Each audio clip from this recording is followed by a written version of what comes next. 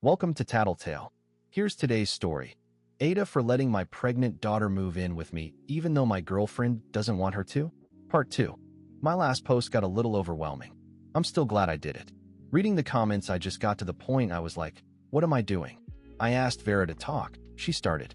She actually did kind of apologize, said she was just stressed because she's expected Maddie to either keep the same custody schedule or maybe a bit more, but not full-time and certainly not with a baby.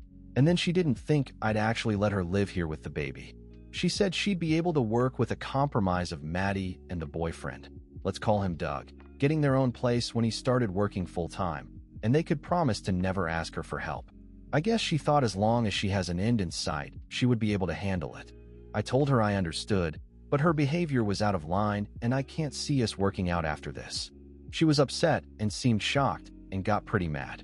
I told her she was welcome to stay in the basement, finished, walk out, with a kitchenette, for a month while she found a new place, and I'd pay her back for the bills she'd paid, $790, so I rounded up to $1,000. She wasn't happy at any of this and was freaking out, so I called and asked Maddie if she could stay with Doug for the night.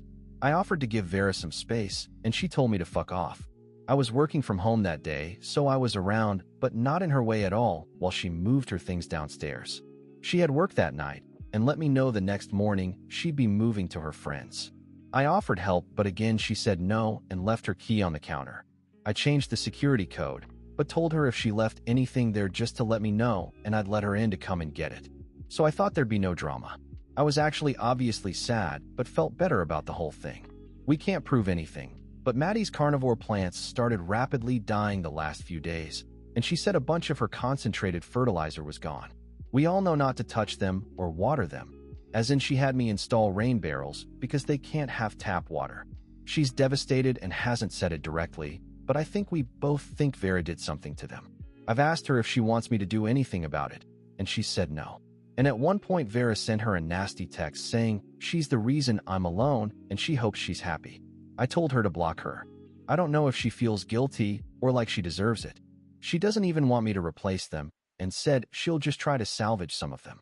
So if anyone knows of good sites in the US to buy pictures or pings, hit me up. So not great. I'm gonna stay single for a while obviously, but there's some good news.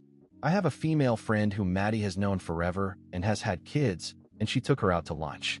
My issue was that Maddie thought she could power through and take courses in the spring with a newborn. She wouldn't listen to me and told me she'd make it work. My friend was able to convince her that one semester wasn't going to ruin her life, so that is a positive. And the boyfriend, Doug, I talked with his parents. They are like me, not thrilled but going to be supportive and excited for a grandbaby. They live over an hour away though, but told them I had a spare room they could use when they visit. And Doug, who does work part-time while he's in school, I told him yes, work this semester, but next semester your #1 job is to finish your degree no matter what.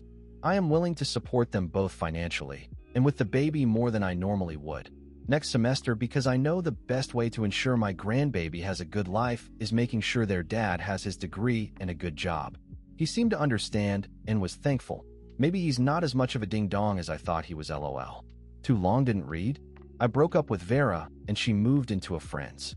We don't know if it was her, but Maddie's plants have been dying and she's devastated.